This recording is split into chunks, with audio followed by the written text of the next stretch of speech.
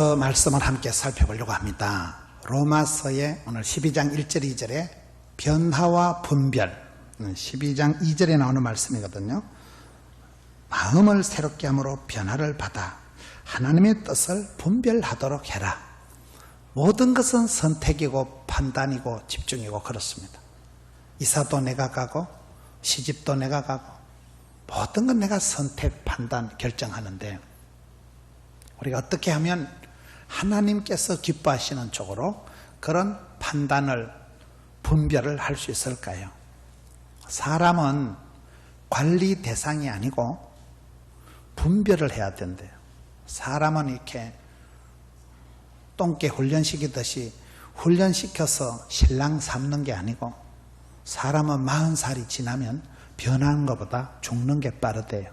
그래서 교육, 무용론, 회의, 회의론, 훈련 불가로라는 게 있어요. 똥개는 훈련을 시켜도 진돗개 안 돼요. 그래서 내가 결혼할 사람, 동업할 사람, 가까이 할 사람, 멀리 할 사람을 분별을 해야 된다는 거예요. 문제를 문제 삼지 마라. 문제를 문제 삼는 건 아무나 누구나 언제나 할 수 있지만은 문제를 문제 삼는 건 똑똑한 게 아니에요. 문제를 쌓고 대안을 제시하고 문제를 기도 제목으로 삼으면 그 문제를 삼을 때는 문제가 되지만은 문제를 기도 제목으로 삼으면 썸머리가 단물되고 애물단지가 보물단지가 되고 근심거리가 간정거리가 된다 이런 말이죠. 프라브럼 문제를 보지 말고 프라미스 하나님의 약속을 보라 그런 말이 있어요. 로마서 말씀을 보면 왜 하나님께서 너희는 이 세대를 본받지 말고 마음을 새롭게 함으로 변화를 받아라. 왜 그럴까요? 이 시대가 대세가 있습니다. 이 시대가 트렌드가 흐름이 조류가 풍조가 있습니다. 이 시대의 유행 따라 사는 것도 제멋이지만 이 시대의 유행이 대세가 있지만은 너희는 이 세대를 본받지 말고 마음을 새롭게 함으로 마음을 리세팅 해가지고 마음을 새롭게 해서 하나님이 기뻐하시고 선하시고 온전케 하신 하나님의 뜻을 분별해서 그렇게 살아가면 복 있는 사람, 행복한 사람이 된다는 거예요. 오늘 이 로마서의 분별, 선택에 대해서 얘기를 할 때 로마서 12장 1절에 보세요. 그러므로 형제들아 내가 너희를 권하노니 하나님의 기뻐하시고 거룩한 산제물로 너희 몸을 드리라 이런 말씀이 나옵니다.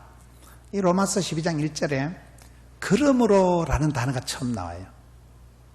옛날에 우리가 신학교 다닐 때 그러므로의 생애라는 책이 있더만요. 보니까 오병세 박사님이 지은 책인가 그 책이 있습니다. 그러므로의 생애가 뭐냐. 로마서 12장에 그러므로라는 접속사로 시작하는 것은 로마서 1장에서 11장까지의 바울이 가르쳐주는 기독교 교리가 있고 자상한 기독교 교리를 통해서 로마서 1장에서 11장까지 구원은 무엇인가, 믿음은 무엇인가, 칭의는 무엇인가, 성화는 무엇인가, 기독교의 핵심 교리에 대해서 바울이가 자상하게 가르쳐주고 그 이론에 근거한 이론과 실제, 말씀과 적용, 교훈을 11장까지 가르치고 그러기 때문에 너희는 이렇게 살아야 된다. 12장부터 16장까지는 성도의 생활에 대한 것이 이렇게 나오고 있습니다. 항상 우리가 교훈을, 말씀을 먼저 듣고 그 말씀을 우리가 어떻게 순종하고 실천하느냐가 중요하잖아요. 로마서 1장에서 11장까지는 교리다. 12장부터 16장 끝장까지는 성도의 생활에 대한 말씀이다. 그래서 이게 그러므로라는 접속어를 가지고 로마서 12장이 시작이 되는 거예요. 그럼 로마서 다시 1장으로 돌아가야 되겠죠. 1장에서부터 간단하게 로마서에 강조되는 말씀이 뭘까요? 로마서 1장으로 갑시다. 로마서 1장 16절에 가서 보면 내가 복음을 부끄러워하지 아니하노니 이 복음은 믿는 자에게 구원을 주시는 하나님의 능력이 됨이라. 복음을 지금 설명하고 있습니다. 복음은 무엇이냐? 기쁜 소식, 복된 소식. 복음은 무엇이냐? 복음은 모든 믿는 자에게 구원을 주시는 하나님의 능력이다. 여러분, 성경의 가장 중요한 단어는 구원이란 단어예요. 구원.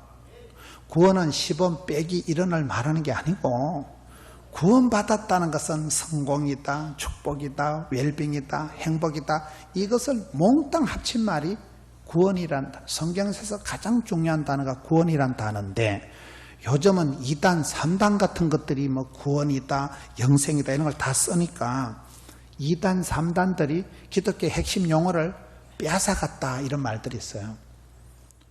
구원보다 여러분 중요한 핵심 가치가 없어요. 사람이 마지막 죽을 때는 죽느냐 사느냐, 천당 가느냐 지옥 가느냐, 구원받느냐 멸망받느냐, 축복받느냐 심판받느냐, 그게 중요하잖아요.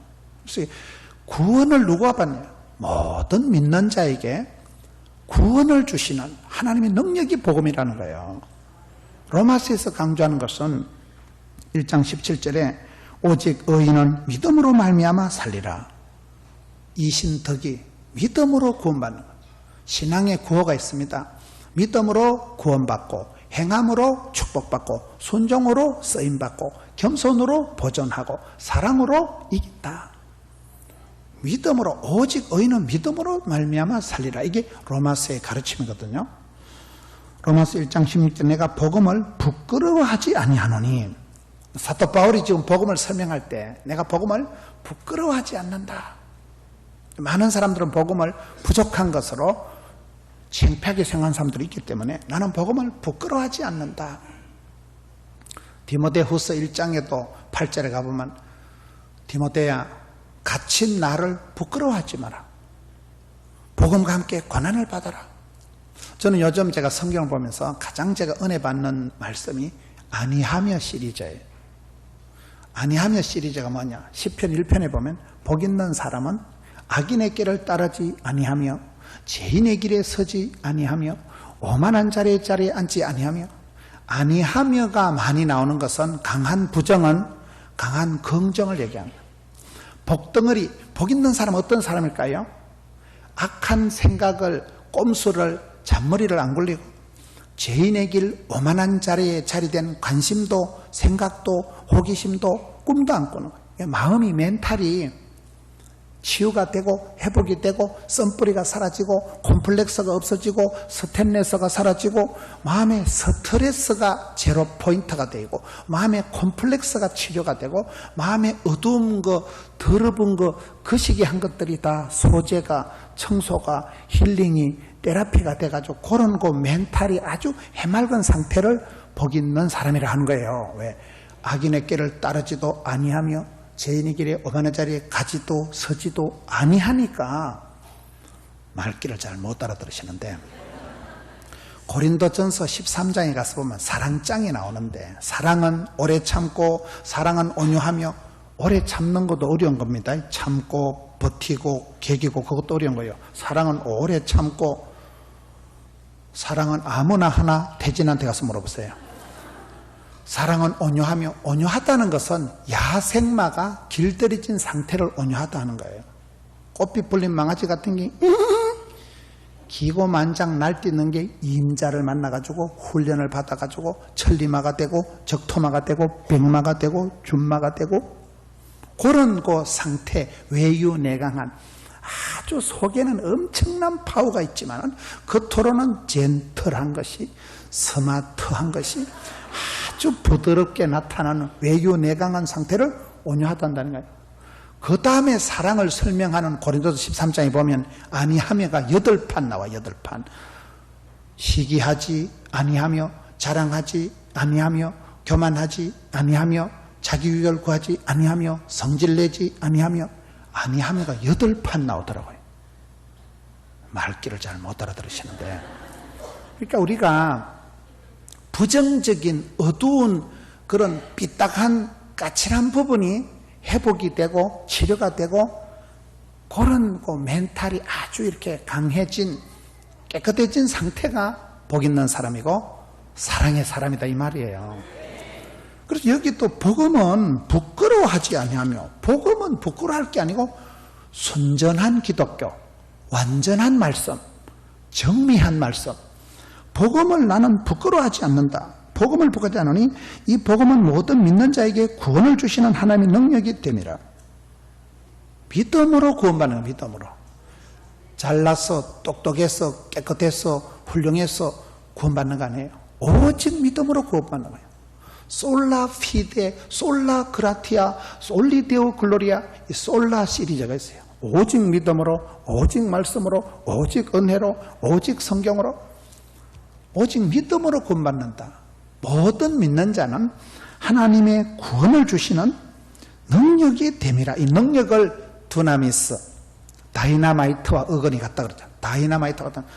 복음이 들어가면 사람이 변합니다. 복음이 들어가면 변화가 일어나고 혁신이 일어나고 사람이 바뀌고 종자가 바뀌고 DNA가 바뀌는 거예요. 성깔이 변하는 거예요. 성깔이. 복음이 들어가면 문화가 달라지고 복음이 들어가면 땅이 고침받고 복음이 들어가면 사람이 바뀌고 기적 중에 기적은 사람이 바뀌는 거예요. 사람이 변화되고 인격이 바뀌고 그러니까 변화된 사람이 들어가면 지역이 바뀌고 문화가 바뀌고 역사가 바뀌는 것이기 때문에 모든 믿는 자는 하나님의 구원을 받는 능력이 되는 것이 복음이다.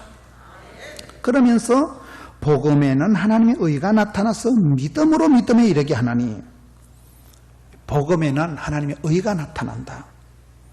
오직 의인은 믿음으로 말미암아 살리라. 의인, 여러분 마태복음 6장 산상본에도 우리가 기도할 것이 먼저 그의 나라와 그의 의를 구하라. 천국, 하나님 나라를 구하고 그 다음에 의를 구하라. 의라는 것은, 의인이라는 것은 하나님하고 내강 사이가 반듯하고 가깝고 친하고 통하는 그런 사이를 의인이라고. 의인이라는 것은 한마디로 하나님하고 사이가 반듯한 사람. 모든 건 관계예요. 부녀관계, 부부관계, 모녀관계, 모든 건 관계예요. 일이 피곤한 건 자빠져 자면 해소가 되는데 관계가 꼬이면 해결이 잘 안 됩니다. 일이 피곤한 게 아니고 관계가 피곤하다. 여러분 친구관계가, 부부관계가 한번 오해가 일어나면 상당히 어렵습니다. 하나님과 잘 통하는 사람, 말이 통해야 행복하고 피가 통해야 건강하고 돈이 통해야 부자되고 정이 통해야 친해지고 뜻이 통해야 한편되고 불통이면 불행이고 소통이 안 되면 고통이 오고 통해야 되느니라. 통해야 돼요. 통해야 돼요. 말이 안 통하면 얼마나 깝깝하겠어요. 답답한 건 답이 2개 있을 때 답답하다. 깝깝한 건 갑옷을 2개를 입었을 때 깝깝하네. 갑옷이 2겹이나 깝깝이라는 거예요. 여러분 하나님과 유달리 잘 통하는 사람이 출애굽기 17장 보면 모세가 손을 들면 이기는 거예요. 다른 영감님들은 손을 드나 내리나 하나님이 신경 안 써요. 화장실에 빨간 손이 올라와도 하나님이 신경 안 쓰는데 모세는 손만 들면 이겨. 하나님하고 직통이에요. 직통. 하나님이 들으시는 보이스가, 하나님이 보시는 손이 따로 있다니까요. 하나님하고 직통, 신통, 인통, 물통, 사통, 밥통 들어보셨어요? 하나님과 내가 신통, 신과 내가 통하면 인통, 인간관계가 풀리고 물통, 재물관계가 처리되고 사통, 일이 이루어지고 밥통, 밥통이 좋아지죠. 영혼이 잘됨 같이 범사가 잘되고 관계가, 이 원리가 그래요. 신통, 하나님하고 통하는 사람, 그게 의인이라는. 두 번째는 친할 친자로서 하나님하고 친해야 돼. 여러분 하나님하고 친한 증거가 뭐예요? 여러분 하나님과 친한 증거가 주의 궁전의 하루가 세상에 첫날보다 나은 사람이에요. 여러분들이 찜질방에 자빠져 자도 되고 술집에도 갈 수 있고 어디든지 갈 수 있지만 예배 드리는 시간이 주님 앞에 예배당에 있는 시간이 좋아야 돼요. 쭈어. 예배 드리는 시간이 아주 재밌고 주의 궁전의 하루가 세상에 첫날보다 많고 하나님을 가까이 하는 게 내게 복이다. 하나님과의 거리감이 가까이 하기에 너무 먼 당신이 이러면 하나님하고가 쫄깃쫄깃해. 하나님하고 관계가 민감해야 돼. 이게 접촉 불량이 되면 하나님하고 이게 착 달라붙어 있어요. 친구니까. 여러분 출애굽기 33장 보면 모세는 친구와 대면하듯이 하나님과 이바구를 한 사람이 모세예요. 여러분 하나님하고 친한 증거가 뭐예요? 예배 잘 드리는 거예요. 예배 잘 드리는 거예요. 하나님과 예배 드리고 찬송 부르고 예배당 안에 와 있는 이 시간이 좋아야 되는 거예요. 친한 사람. 하나님을 가까이 하는 사람. 그 다음에는 합할 합자를 써서 사도행전 13장 22절에 이새의 아들 다윗을 만나니까 내 마음에 딱이다. 내 마음에 궁합이 딱 맞다. 코드가 맞다. 합한 사람이다. 모든 건 궁합이 있는 모든. 음식에도 궁합이 있어요. 목욕도 여러분 체질에 따라서 달라야 돼요. 모든 건 궁합이 있습니다. 음악도 여러분 유달리 딱 귀에 촉촉하게 와닿는 음악이 있고, 모든 건 자기 주파수하고 내 마음의 풍금의 코드가, 모든 건 주파수가, 모든 건 궁합이 있는 거예요. 이런 음식을 먹었을 때 속이 편안한 건 그 음식이 내한테 맞아서 그런 거예요. 음식을 먹었는데 소화가 잘 안 되고 거시기 한 거는 음식이 나쁜 거 아니고 내 체질과 음식이 매치가 안 될 때는 더부룩하고 소화가 안 되잖아요. 사람도 그래요. 만나면 좋은 친구 MBC 문화방송. 어떤 사람 만나면 그냥 기분이 훈훈하고 따뜻하고 편안한 사람. 어떤 사람은 하여튼 눈에 가시 같은 것이, 하여튼 눈꼴 싫은 것이, 하여튼 거북한 것이, 빈대 한 마리 잡으려고 초가상간 버스 싸질러 버리려고 덤비고, 왠지 거북하고 왠지 비호감형이 있어요.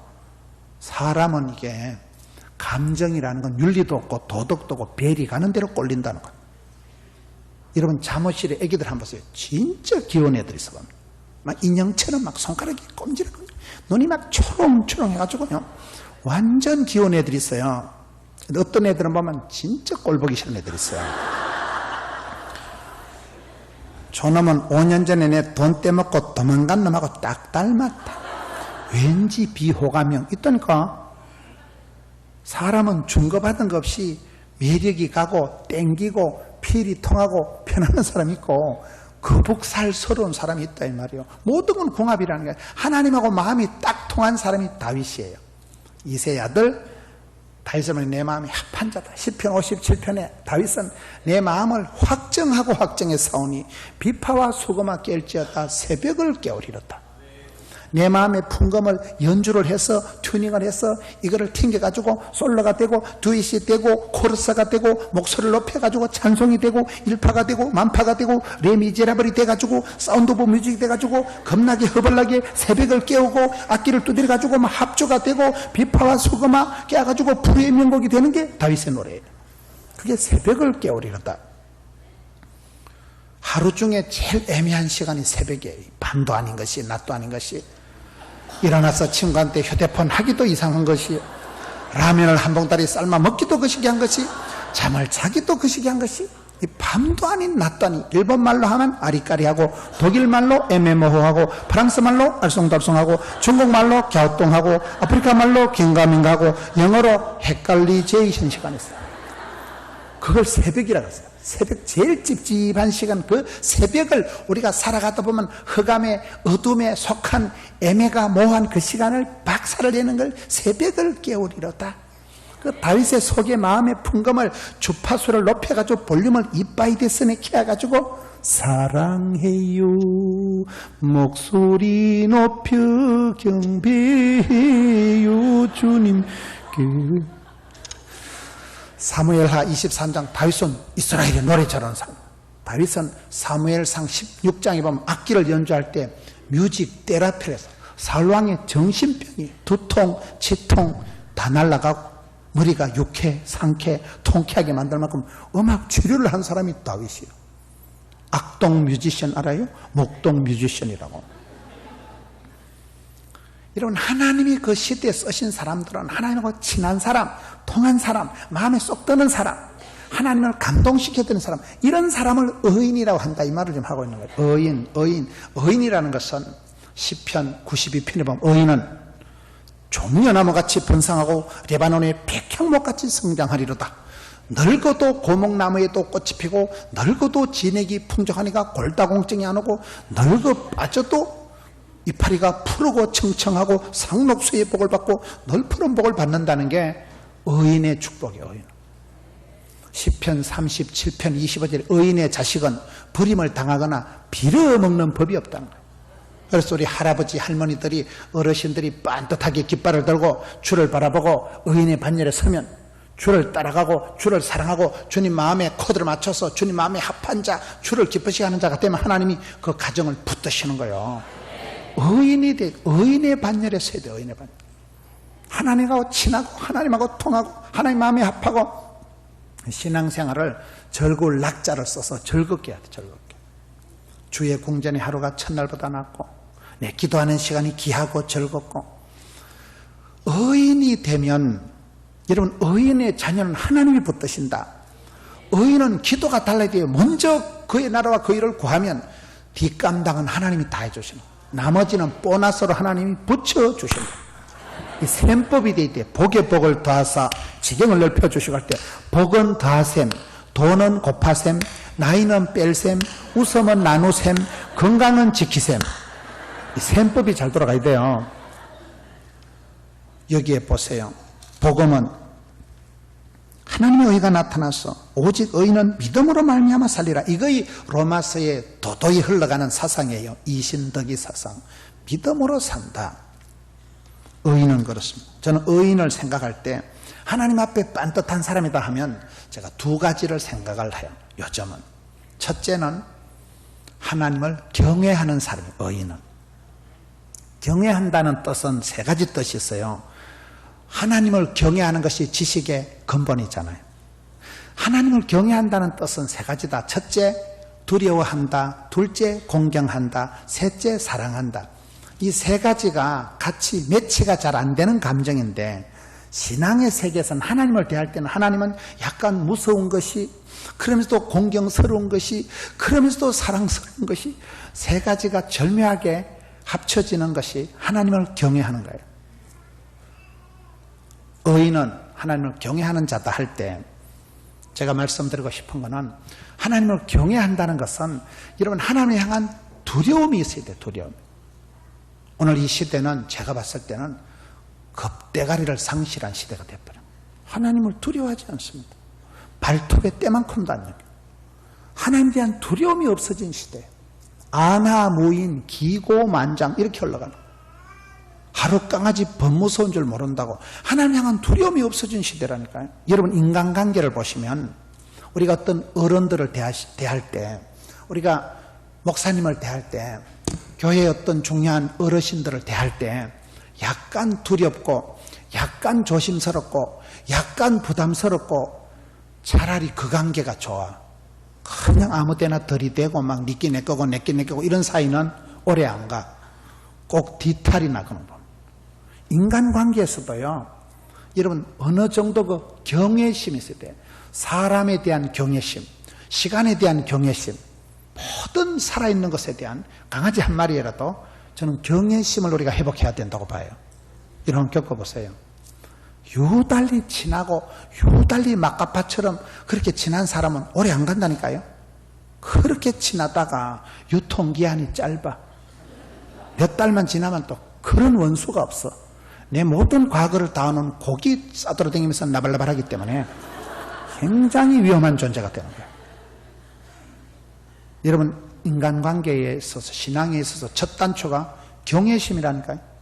하나님을 경외한다는 것은, 하나님은 가까이 하기엔 너무 먼 당신, 두려운 것이, 삼가 두렵고 떨리는 것이, 여러분 교회 와서 기도할 때, 회중기도, 대표기도 할 때 기도문을 적어가지고도 그걸 우리 교회 장로님 한 분은 권사님이 다 적어줘도 잘 못 읽어. 그거를 사장님이 회사에서는 큰 소리 빵빵 치는데 강단님 올라가면 그렇게 버벅거릴 수가 없어. 벌벌 떨다 내려와. 그냥 어떨 때는 선풍기에 기도문 날아가면 절단 나는 거야. 사장님이 종업원들 다룰 때는 불칼같이 다루는데 강단에 올라가서 대표기도 할 때는 사시나무 떨듯이 떨어. 권사님이 적어줘도 안 된다니까요. 그날 또 집에 가면 또 실컷 혼나게 생겼어. 무엇 때문에 그래 버벅거리냐, 어떻게 적어주는 것도 못 읽냐. 저는 그런데 많은 분들 중에 그 장로님이 이뻐, 그 장로님이 하나님 앞에 발발 떠는 그 모습이 나는 첫사랑이라고. 첫사랑. 여러분, 사랑하는 사람 앞에 가면 꿀먹은 벙어리가 됩니다. 사랑하는 사람 앞에 가면 정작 말이 잘 나와요, 안 나와요? 안 나와. 버벅거리다가 그냥. 진짜 좋아하는 사람 앞에 가면 그대 앞에 서면 왜 이리 작아지는지, 그냥 진짜 좋아하는 사람 만나면 입이 닫혀 안 나와요. 근데 안 사랑하는 것 만나면 말을 재밌게 해. 그냥 관계 나싱이니까 그냥 대충 얘기를 하는데 진짜 좋아하는 사람은 왔다 큰일이다 어쩌고 그리고 그냥 간다니까요. 꼭 할 말이 많았는데 그대 앞에만 서면 꿀먹은 벙어리다. 그게 첫사랑이었어요. 가슴이 두근거려요. 그때가 좋은 거예요. 그때가. 여러분 신앙의 첫사랑은 강대상에 설 때 발발 떠는 그 단계. 저는 지금 방송도 하고 설교를 주일날 7판씩 하고 이러지만은 진짜 좋았던 건 옛날에 새끼 전도사 때 설교 준비를 한 2주간 똥을 싸고 준비를 해가지고 발발 떨면서 설교 예배 드리기 전에 종치고 묵도 시작하기 전에 그때가 제일 좋았어요. 설교를 이거를 한 달을 보름을 준비해가지고 이제 한번 히트를 치볼기라고 새끼 전도사가 발발 떨면서 온 거를 앞에 놓고 예배 시작하기 전에 그때 그 시간은 천상천하 유아독존이 그때 얼마나 겁이 나는 것이 쫄이는 것이 두려운 것이 그러나 딱 시작하는 그때는 막 융단 폭격하듯이 말씀을 퍼붓지만은 그 옛날에 설교를 준비해서 예배를 시작하기 전에 그 발발 떠는 시간이 제일 좋았던 것 같아요. 지금은 간이 부어가지고 그런 떨림이 울림이 없어요. 그게 첫사랑을 말아먹어서 그렇다고. 얼챙이 시절을 까먹어서 그렇다니까요. 하나님을 경외한다는 그겁니다. 하나님 앞에 발발 떠는 여러분 찬송을 준비해가지고 상당히 준비를 완숙하게 했는데 막상 시간이 있다가만 가슴이 쪼리기 시작하는 것이. 여러분 하나님 앞에 설 때 강단에 설 때 대표기도 할 때 발발 떠는 게 이쁘고 발발 떠는 게 첫사랑이고 발발 떠는 사람은 안전해도 돼요. 오늘 성도들이 하나님을 경외하는 마음이 없는 하나님에 대해서 두려움이 없어지고 하나님에 대해서 공경하는 하나님을 경배해요. 예수님을 사랑해요. 성령님을 환영해요. 이게 감정이 흐려져 가지고 하나님 앞에 두려움을 상실한 것이 난 이 시대의 문제라고 봐요. 경외심이 있어야 돼요. 세월이 흘러갈수록 내보다 나이가 어린 사람일지라도 여러분 며느리가 한 명 들어오면 파출부같이 일 시켜먹고 빨래 시켜먹을 여자가 하나 들었다고 봐야 돼요? 이상한 요물이 하나 들어온다고 봐야 될까요? 말귀를 못 알아들으시는 분인데 여러분 회사에 내 밑에 종업원이 하나 들어오면 아무렇게나 일 시켜먹을 인간이 하나 들어온다고 생각하시면 안 됩니다. 진짜 그 철없는 종업원이 하나 들어오면 그때부터는 인생 수업이 시작되는 것이고 고난주간이 시작된다고 봐야 돼요. 사람이 두렵고 사람이 무섭고 사람을 함부로 대할 수가 없는 사람. 내가 낳은 자식일지라도 주의 교양과 훈계로 양육하고 그 아이를 노엽게 성질나지 않게 하는 건 어렵습니다. 여러분 내 아이에 따라도 안철수 씨는 엄마가 항상 그 어린 아기한테도 존칭으로 쓴다. 우리 아드님 학교 댕겨 오셨습니까? 존칭으로 쓴다 그러잖아요. 그러니까 안철수가 그만큼 영향력 있는 사람이 됐다고 보는. 우리가 의인이라고 할 때는 의인의 첫 단추는 하나님을 경외하는 마음을 회복해야 되는데 오늘 신앙이 변질이 돼가지고 변동이 와가지고 하나님에 대해서 발톱에 때만큼도 안 되고 기도도 한판 안 하고 지 마음대로 이사가고 지 마음대로 한다니까요. 기도보다 성령보다 앞서는 거예요. 하나님에 대한 경외심을 회복하자는 것은 발발 떠는 것만. 그렇게 내가 노래는 잘 부르지만 찬송을 부를 때는 가슴이 먹먹해지고 목이 잠기고 대표기도 할 때는 발발 떠는 그게 경외심이라고 그래요. 저는 제가 사람 겁을 안 내는데 세월이 흘러갈수록 참 쉽게 편하게 함부로 사람을 대하면 안 되겠구나 그걸 느끼는 거예요. 아무리 내 밑에 있는 전도사님이라도 내 아이 하나이라도 내가 말 한마디를 조심해야 되고 왜요? 경외심이 있어요. 하나님을 향한 삼가 두리고 떨리는 마음을 회복해야 되고 여러분 내 자식한테라도 말을 함부로 하면 안 됩니다. 남편은 외국인 언어가 다르기 때문에 외국인 자녀는 외계인으로 봐야 됩니다. 여러분 청소년 자녀들은요 내 아이라고 함부로 말을 하면 안 돼. 아프리카에서 온 아이로 생각하고 선교사적으로 특별히 접근을 해야 되지. 공부하기 싫거든 나가라 이러면 나가요. 애들이 얼마나 어려운지 몰라. 중학생들은 시한폭탄이라나. 덩치는 큰데 정신연령은 유치찬란하기 때문에 중학생들이 가장 무섭습니다. 중학생들이 강력범죄를 일으키는 게 대학생쯤 되면 철이 들어서 겁을 내는데 중학생은 몸은 크지 정신연령은 낮지 겁대가리는 없지. 중학생들이 강력범죄를 저지르는 굉장히 난해한 게 중학생, 청소년 부모들은요. 저는 요즘 제가 우리가 의인이라고 할 때는 하나님을 향한 두려움을 회복해야 되고 그 하나님은 두려우면서도 에베소서에 나오는 사랑과 존경의 대상, 두려우면서도 사랑스럽고 사랑스러우면서도 공경할 수밖에 없는 경외심을 회복해야 된다. 두 번째, 하나님 앞에 의인으로 살아가는 사람은 의인의 삶은 어떻게 해야 되느냐? 아버지 하나님의 본심을 기억해야 돼요. 하나님이 본심 있고 헛심이 있는 건 아니지만은 누가복음 15장을 보시면 탕자의 비유가 나옵니다. 누가복음 15장에서 탕자의 비유에서 주인공이 돌아온 탕자가 아닙니다. 탕자가 술 끊고 담배 끊고 드디어 아버지 품으로 돌아왔다는 그것이 누가복음 15장의 핵심이 아닙니다. 누가복음 15장 탕자의 비유의 핵심은 아버지의 마음이 어떠냐. 탕자가 돌아왔던 탕자 형님을 맞이하던 거, 아버지의 마음, 하늘에 계신 아버지 하나님의 그 본심을 보여주는 게 누가복음 15장이에요. 다시 설명을 합니다. 탕자가 혼자 독립을 해서 자유롭게 지살림 챙겨서 먼 길을 떠났을 때 자유가 독립이 된 게 아니고 그때부터 방황이 되고 방탕을 해서 허랑방탕하다 패가망신해서 내가 아버지께로 돌아가자. 아버지는 먹을 것이 많고 우리 집에 가면 품꾼도 먹을 것이 많은데 내가 아버지께로 돌아가자. 그럼 탕자가 돌아오잖아요. 아빠는 탕자가 돌아왔을 때 묻지도 찾지도 않습니다. 왜? 또 기 나갈까 싶어가지고. 반지 끼워주고 신발을 신겨준다는 것은 신분을 회복해요. 그 시대는 천민들은 노예들은 신발을 신지 않습니다. 신발을 신었다는 것은 여러분 예쁜 딸 고운 꽃신 사주고 할 때는 옛날에 여러분 신발이 신분이에요. 신분. 반지는 이게 인감 도장과 같은 거예요. 벤허 영화에 보면 반지가 상속권이 있는 이게 반지라는 건 굉장히 법적인 신분에 대한 거죠. 제일로 좋은 것을 잔치를 벌려주고 아빠가 아들 둘째 아들이 해서 야 어디까지 가서 썼었어 미천 얼마나 남아 썼었어 묻지도 찾지도 않습니다.